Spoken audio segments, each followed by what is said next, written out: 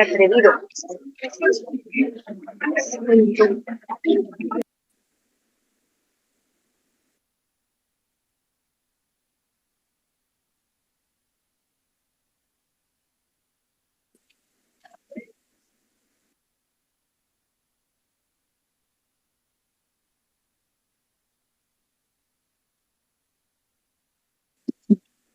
Aquí está.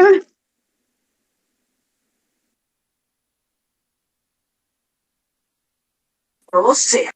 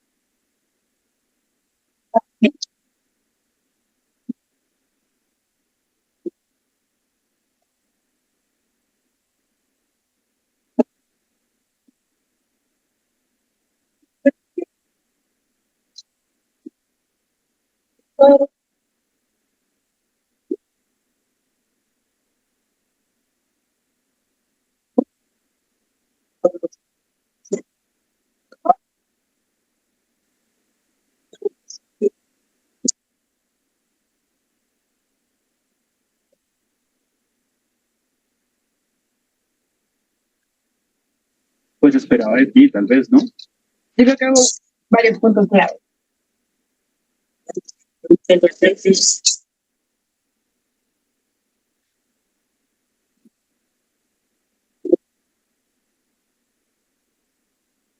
Sí, se da cuenta.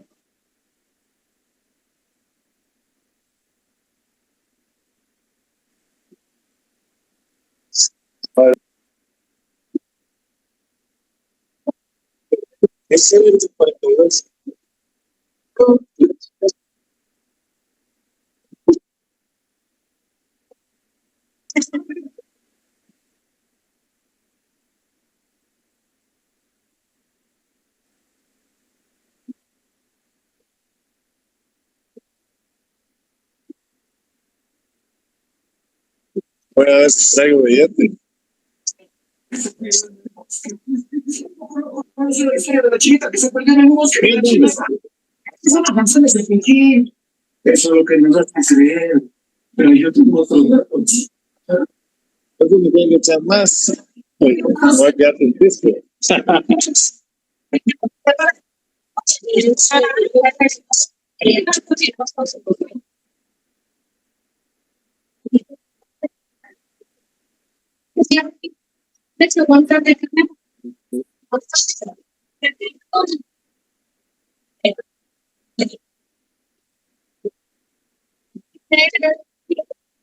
Chante. ¿Y no trae bebida, ves? No, la vida está diciendo. Ah, no, no.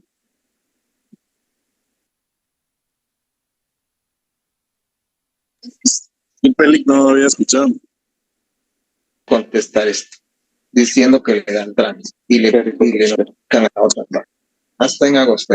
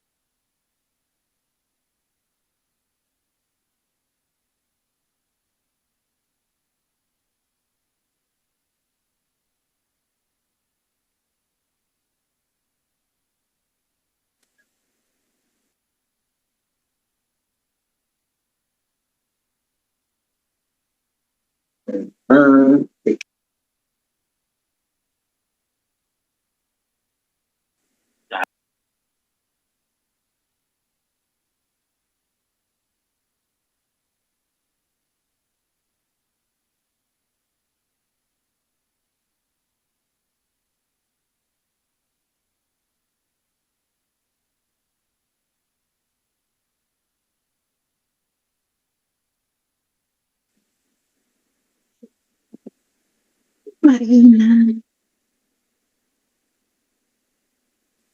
Todo el mundo pintamos en el bosque. ¿Ya viste quién está ahí, man?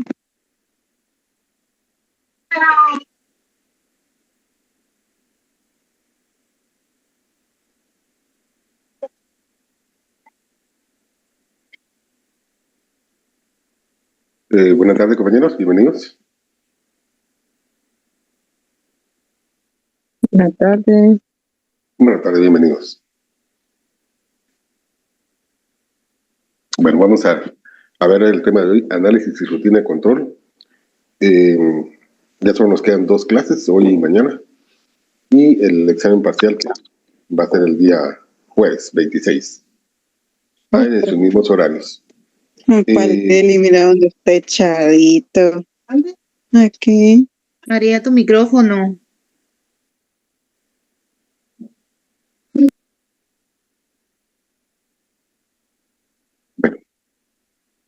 Entonces, les comentaba que el examen va a ser en su mismo horario, el día 26. Las calificaciones voy a ver si me da tiempo todavía de subirlas para mañana, si no, de todos modos estudien y preséntense al examen, porque de repente sí llegan y por dudar ustedes no se meten en el examen y y van a tener problemas serios. Entonces, yo les sugiero que se metan en el examen.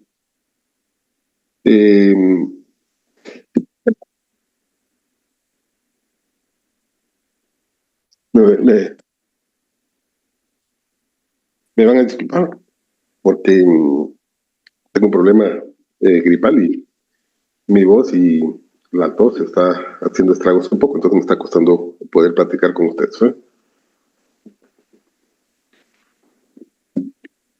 Vamos a hablar entonces que el análisis de rutina y control en el desarrollo prenatal es esencial muchas veces, ¿verdad? Porque ya vimos la formación del feto, ahora vamos a ver el análisis de rutina y control.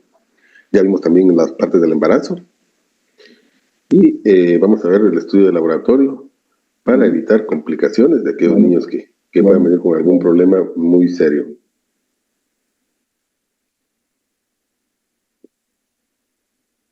¿Verdad? Aquí está el control, tanto a la madre como al bebé. Y dentro de esos estudios tenemos análisis de sangre materna, que se ofrece a todas las madres embarazadas y para identificar embarazos de alto riesgo. Especialmente como evitar niños con defectos del tubo neural, que es más frecuente es la espina bífida, anomalías cromosómicas como el síndrome de Down, que es uno de los más frecuentes, y se realiza aproximadamente entre los 15 y 20 semanas de embarazo. Se puede realizar estos estudios. También se extrae sangre del brazo de la madre y se miden niveles de 4 sustancias presentes en la sangre de la madre. El riesgo no es mínimo, ¿verdad? O ninguno podríamos decir. Lo más que puede quedar es un moretón en la parte donde se extrajo la sangre y dolor a nivel de donde se hizo la punción para extraer la sangre, ¿no? La mayoría de los resultados son anormales, son falsas alarmas, ¿verdad? Y nos puede dar mucho falso negativo en este tipo de resultados, por lo tanto, no hay que tomarlos muy en cuenta ni en consideración. Así es como se extrae la sangre. El ultrasonido es algo muy importante. Vamos a ver a quiénes se les realiza el ultrasonido en embarazadas para calcular la edad del bebé, básicamente, identificar tipo de embarazo, verificar el desarrollo y tamaño del bebé, revisar si el bebé tiene o no mayores defectos de nacimiento. También se usa para diagnosticar ciertas complicaciones del embarazo. Algunas mujeres pueden recibir ultrasonidos durante el primer trimestre. Esto se realiza entre 18 y 20 semanas. Recuerden que el primer trimestre es crucial porque se está dando la formación del bebé. Cada parte se está formando en este cuarto, mientras que a partir del tercer trimestre ya se da el desarrollo del bebé. Entonces nos puede servir para definir las etapas del embarazo.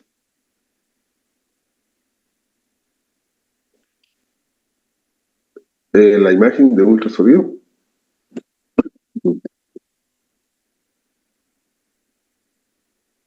¿En qué consiste un ultrasonido? Es una técnica que se utiliza por ondas sonoras. Todos nosotros además de alguna vez hemos tirado una piedra en un río, un lago, un estanque, en la pila, y hemos visto cómo las ondas sonoras van girando en relación a cómo se va disparciendo. De la misma forma funciona el ultrasonido, que por medio de ondas sonoras tenemos información que el radiólogo tiene que interpretar y dar a conocer por medio de mediciones que vaya haciendo. El profesional de la salud va a flotar, en este caso el radiólogo, el traductor, ¿verdad? Que es un dispositivo manual que se coloca en el abdomen de la mujer embarazada y se introduce también un dispositivo en su vagina. Entonces hay dos formas de poderlo hacer, con un dispositivo en la vagina o también con el traductor dentro en el abdomen. Entonces, ¿qué es lo que le puede pasar a la mujer? Que va a sentir presión a medida que se mueve el traductor, pero por lo general el procedimiento no es doloroso. Solo va a sentir esa pequeña incomodidad de presión. Así es como se realiza el ultrasonido. Entonces, ¿qué riesgos presenta para la embarazada? El ultrasonido es seguro, tanto para la mujer como para su bebé, cuando se usa adecuadamente por un profesional médico. Déjenme decirles que hay lugares que son comerciales, que le ofrecen unas imágenes del feto como recuerdo para los padres, ¿verdad? Pero sin embargo, muchas veces muchos de ellos no tienen la capacitación necesaria para hacer ultrasonido y pueden en todo momento ofrecerles información errónea y hasta peligroso para la madre.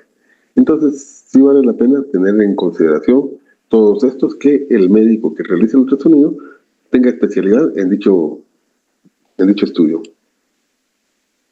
Este es el transductor y así se realiza en el abdomen de la madre. Amniocentesis es, ya se lo había explicado con anterioridad en 2 ocasiones y se hace a mujeres con riesgo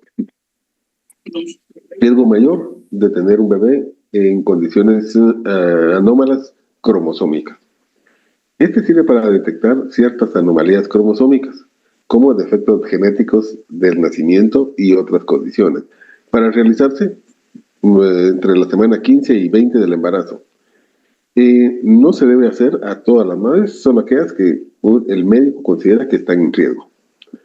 El médico, usando ultrasonido, se guía para introducir una aguja con una jeringa y extraer una pequeña cantidad de líquido amniótico, el cual lo somete a una prueba y que entra a estudio. ¿Qué riesgo vamos a tener aquí? Puede haber un aborto espontáneo y se puede dar en 1 en 300 mujeres o 1 en 500 mujeres. La verdad que es sumamente bajo, pero no está fuera de ese riesgo. Algunas mujeres van a experimentar dolor, sangrado ligero y pérdida de líquido amniótico después del procedimiento, pero las complicaciones no son serias. Así es como se realiza la amniocentesis, ¿verdad? Se coloca la aguja, pero nosotros la vamos a ver por medio de un ultrasonido.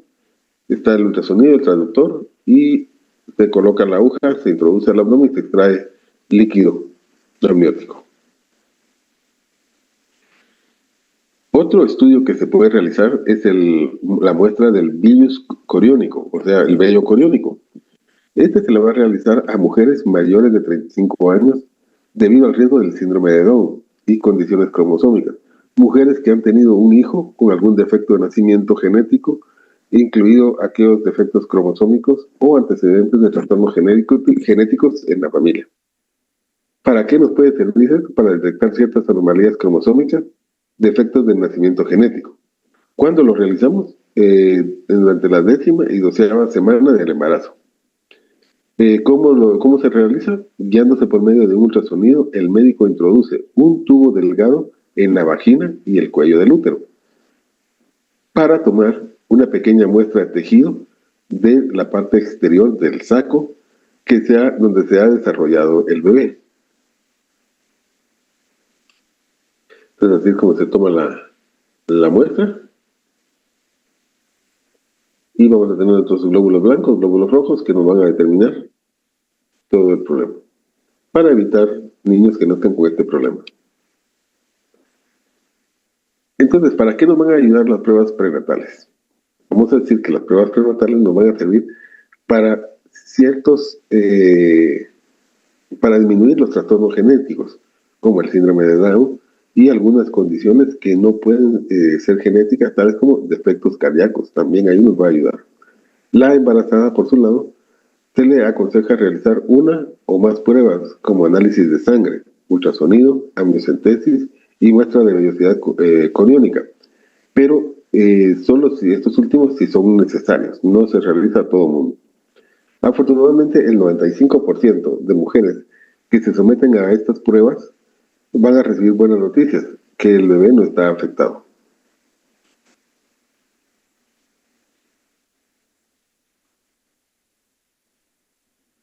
Los riesgos que presenta la embarazada: vamos a tener un riesgo de aborto espontáneo, 1 en 100 mujeres o menos, dolores a nivel del sangrado después del procedimiento, estudios que sugieren el procedimiento en un riesgo aproximadamente 1 en 3.000 mujeres, o sea, es sumamente bajo, y los defectos de nacimiento relacionados con la falta de dedos o dedos más cortos en las manos o en los pies.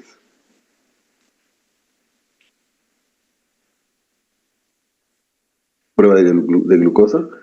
Todas las mujeres embarazadas hay que realizarlos. ¿Por qué?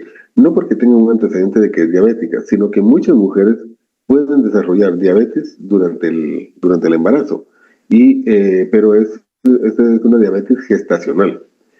¿Dónde es el momento de realizarlo? Durante las 24 y 28 semanas del embarazo.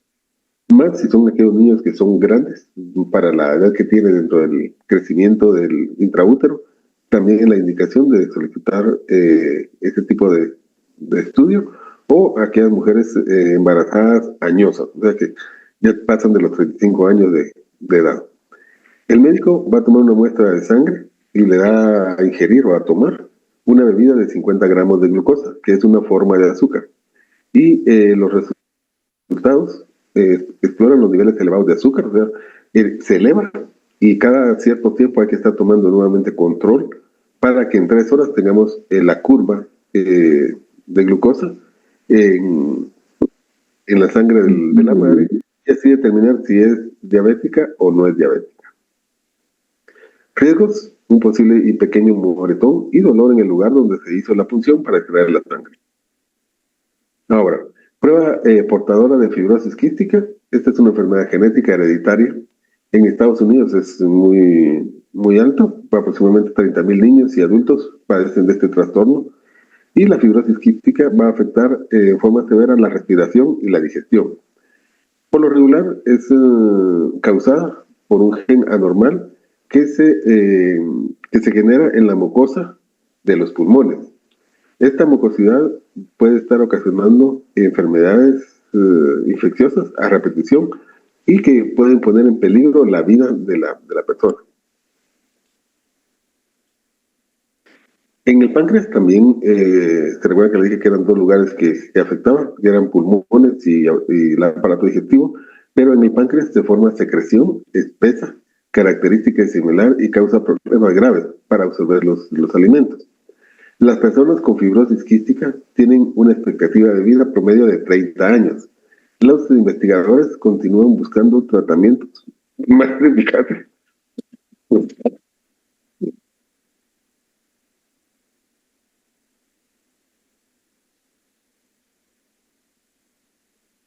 Entonces, todavía los investigadores siguen investigando para determinar y encontrar algún tratamiento para estas enfermedades. Como les decía, estas personas a promedio no viven más de 30 años.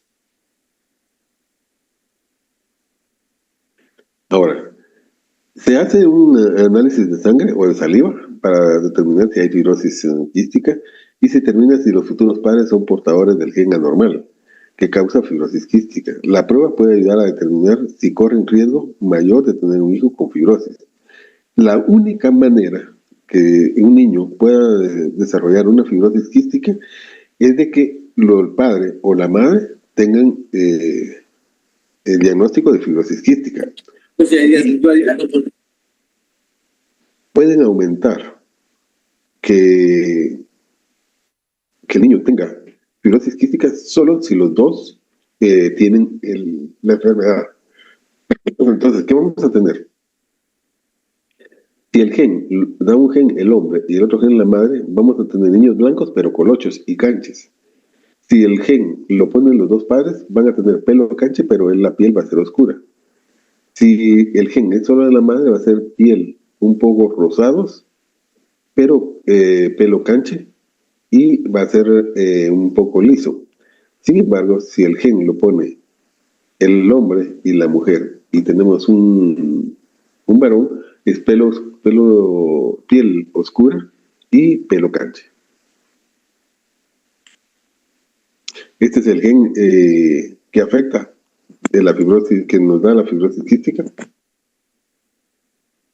Ahora, la prueba portadora de fibrosis quística va a ser para aquellas personas que padecen la enfermedad. Es posible heredar el gen de la fibrosis quística de los padres sin saberlo muchas veces. Por ejemplo, un portador de fibrosis quística no existe la probabilidad del bebé de enfermedad y una probabilidad del 50% que sea portador asintomático. O sea, la probabilidad de que un niño, cuando el papá es portador asintomático, o sea, él no sabe que tiene la enfermedad, el 50% puede hacer de que el niño tenga también. Cuando ambos padres son portadores del gen de fibrosis quística, existe la probabilidad de un 25%, o sea, 1 de cada 4 niños, de aquel niño que tenga la enfermedad.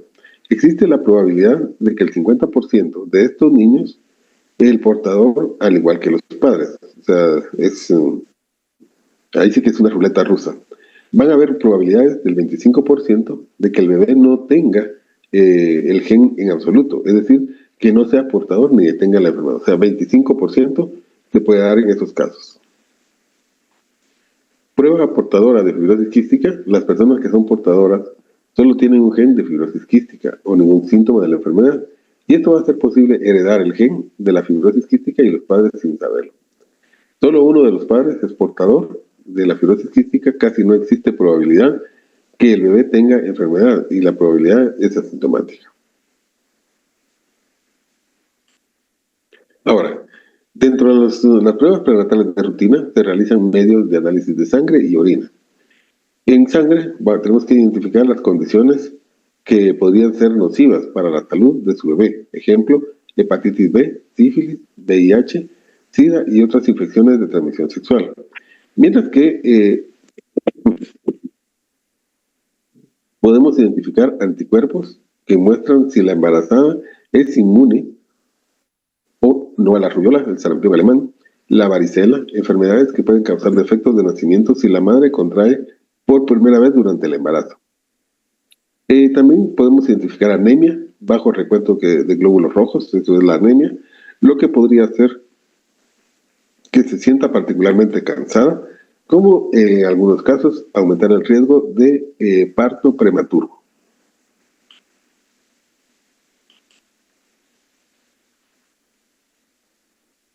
Pruebas prenatales de rutina: determinar si una mujer embarazada tiene factor RH en sus glóbulos rojos. Proteger al bebé en un problema potencialmente peligroso de la sangre. Identificar bacterias en la orina, ya que esto, una infección en las vías urinarias puede causarle condiciones graves a los riñones del bebé y algunas otras partes del cuerpo. Entonces, sí, una infección urinaria puede pasar al bebé básicamente, y ayuda a determinar azúcar en la orina. Este puede ser un signo de diabetes. Es posible que el médico le pida que realice otros exámenes adicionales para detectar azúcar en orina.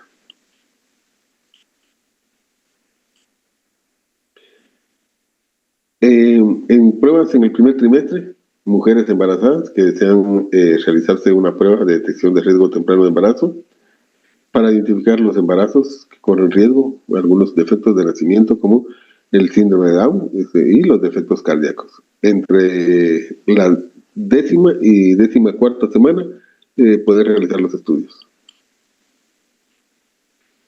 ¿De qué consiste esta prueba? El proveedor de atención médica va a extraer una muestra de sangre del brazo, realiza ultrasonido para ver el pliegue nucal que se encuentra en la parte trasera del cuello del bebé, y el pliegue nucal nos va a servir para análisis de sangre, nos va a ayudar a determinar el riesgo.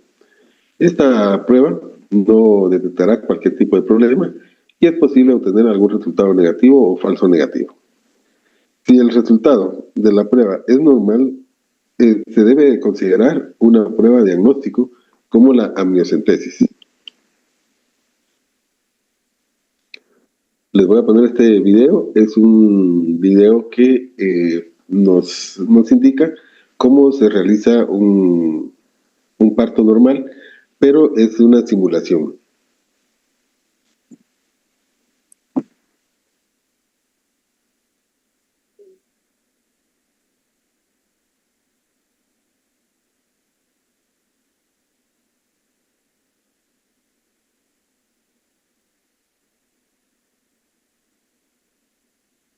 Cuando se da el trabajo de parto, se da el inicio o la salida de un tapón mucoso.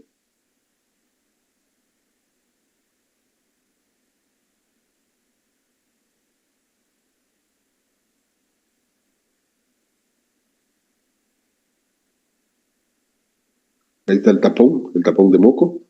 Luego se da la ruptura de la bolsa sinovial y salida de líquido sinovial. Saco amniótico.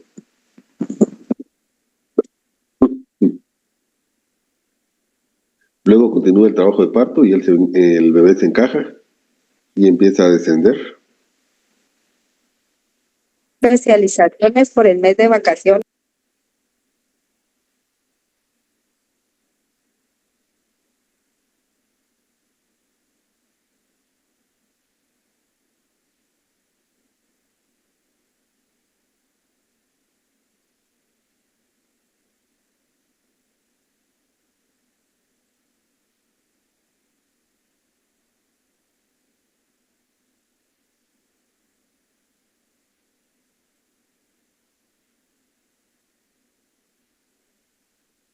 Ustedes se dan cuenta, los movimientos del bebé son de dolor. La cabeza aparece. Y nosotros tenemos una línea media, que es la que va directamente al ano, y la media lateral, derecha o izquierda. Entonces siempre hay que proteger la línea media.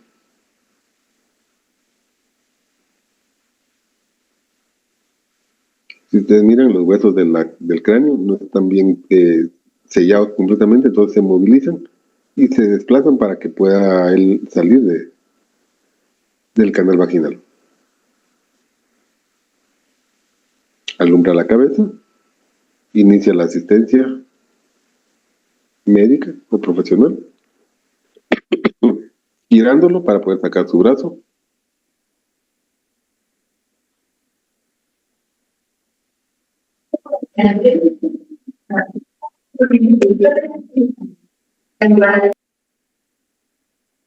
Se produce al corte del cordón umbilical.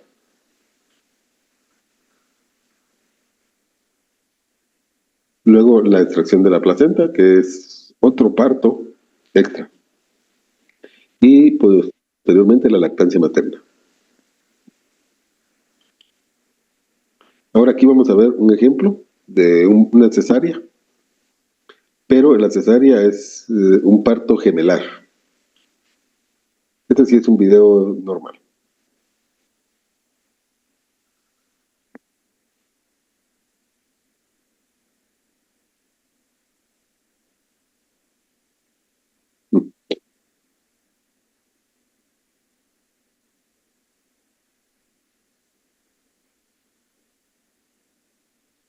¿Es extraído el primer bebé?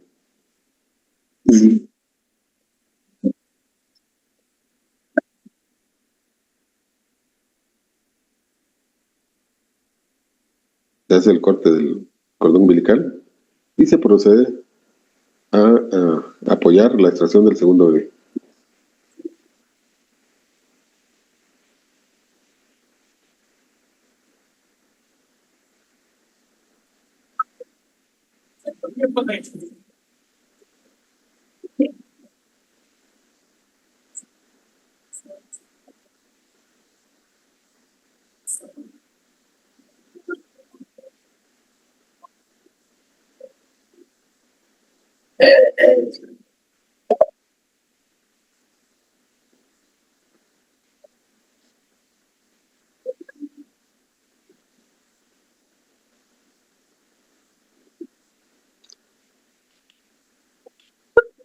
¿Tienen alguna duda o preguntas?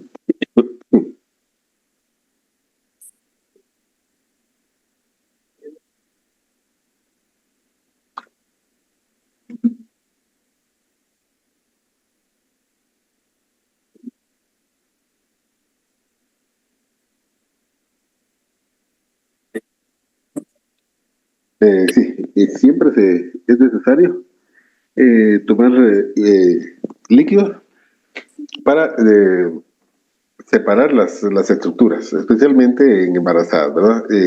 Si nosotros vamos a hacer también ultrasonido de vías urinarias, se pide la toma de líquido para ver la retención de cantidad de líquido, pero ya son estudios especiales que nosotros vamos a pedir. No es para todos.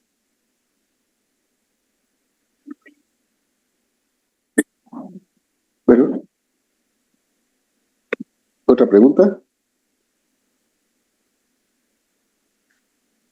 Doctor, yo sí tengo una pregunta. Perdón. Buenas noches. Buenas noches. Llamarte Mandela. Mi pregunta es, ¿qué tan regular se tienen que hacer los ultrasonidos? Porque he escuchado que muchas personas dicen que no tiene que ser tan seguido porque le puede hacer daño al bebé y todo eso. Entonces, ¿qué tan regular se tiene que hacer un ultrasonido?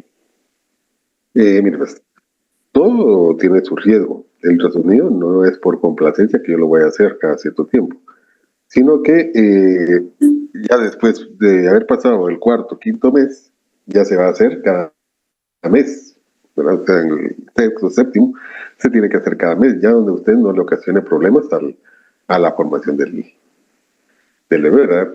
Muchas madres solicitan al médico, mire, quiero que me haga ultrasonido cada mes a partir del primer mes, ¿verdad?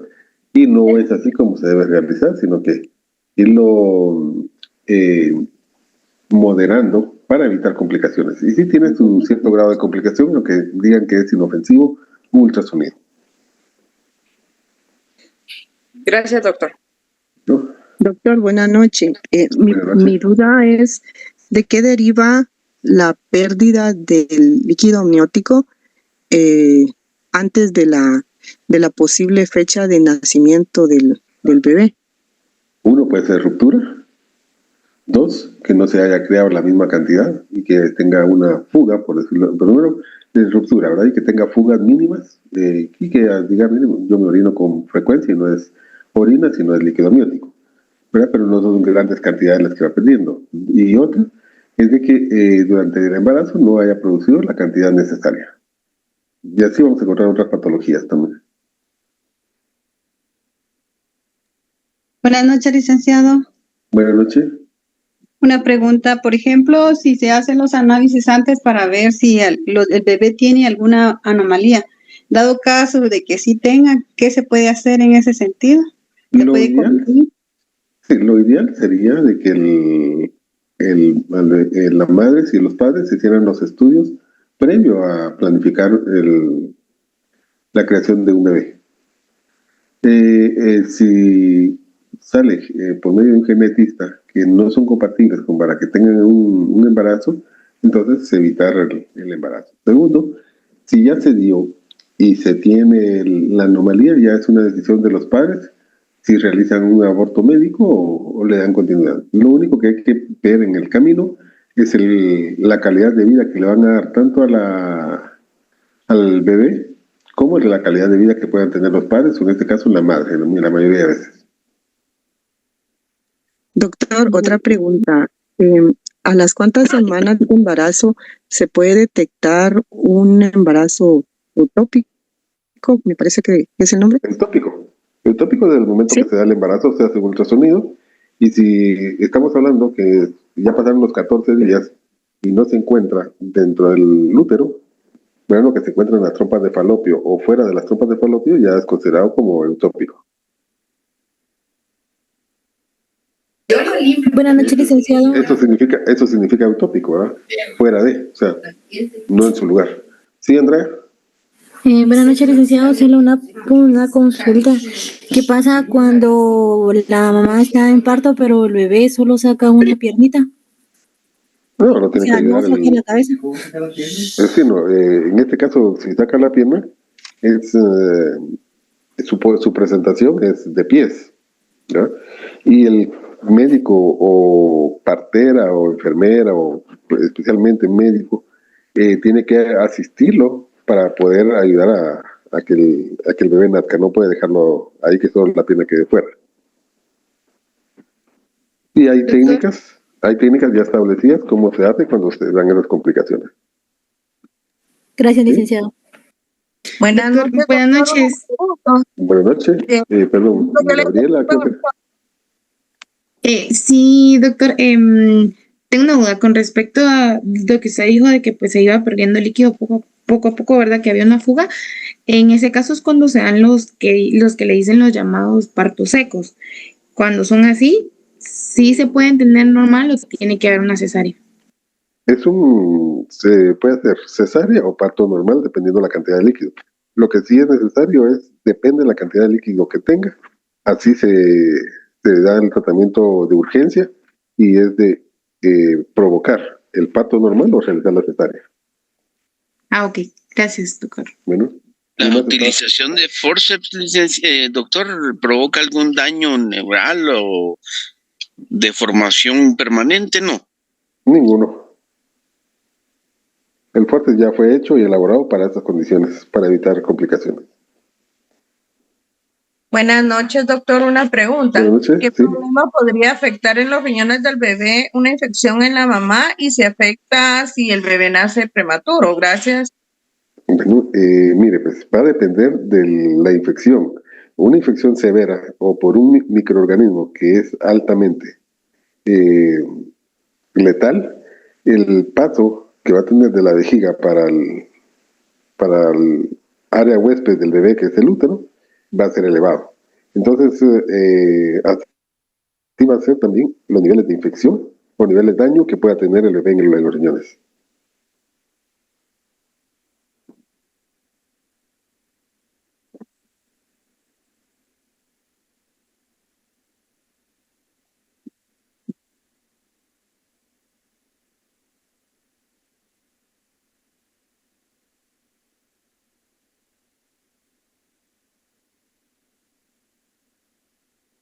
¿Alguien más quiere preguntar?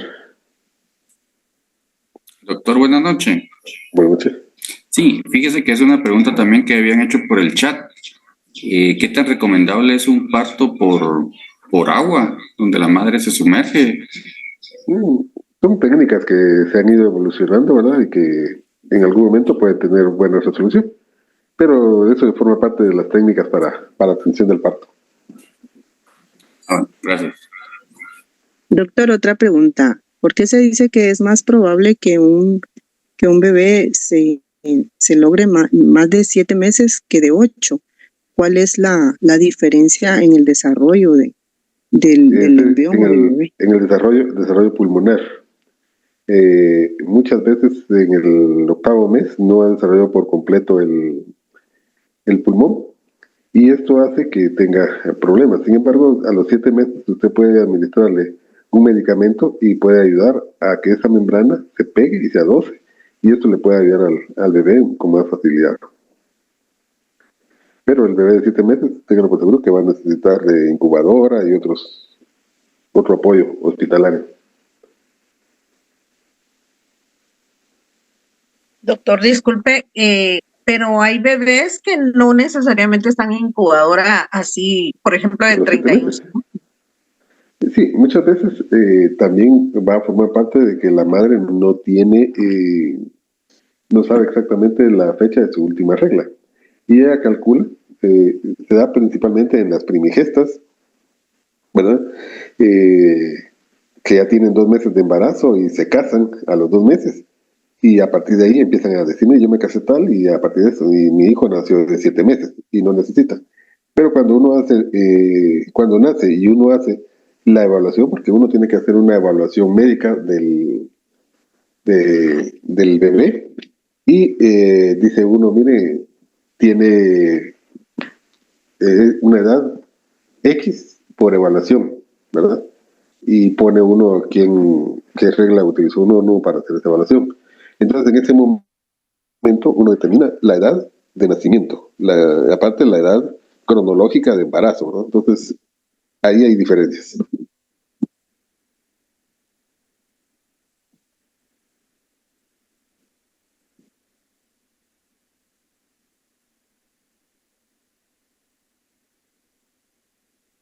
Doctor, buenas noches. Buenas noches. Dijiste que mi duda es cuando se abre el tapón mucoso, sale un líquido que rompió fuente. Mi duda es, ¿ese líquido es líquido amniótico o es otra clase de líquido? Es líquido amniótico. Gracias, porque doctor. se rompe el saco amniótico. Gracias, doctor. Doctor, con otra duda. Vi un caso en una situación familiar de una sobrina que nació y tenía el mismo tipo de sangre que la mamá. Creo que era O negativo. Entonces yo, hasta donde supe, el médico ordenó que le llevaran la dosis de un cierto medicamento para poder administrarlo, porque era como muy difícil que la niña sobreviviera por el hecho de que las dos tenían el mismo tipo de sangre. No era porque tenían el mismo tipo, sino porque era negativo. Entonces, al tener negativo, la probabilidad de vida de un niño de eso aquí es baja.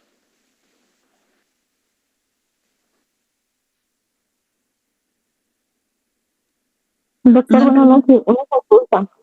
Yo tengo entendido, no sé qué tan verídico sea, de que cuando hay una gestación de una persona que es positivo y su pareja es negativo, los bebés o los partos no se logran culminar. No, eso es, no es verdad.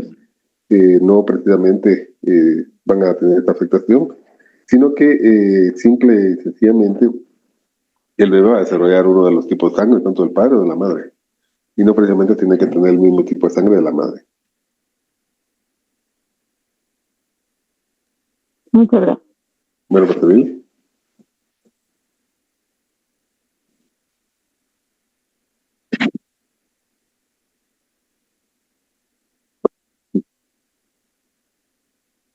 Bueno, compañeros, les deseo que tengan buena noche y nos vemos mañana.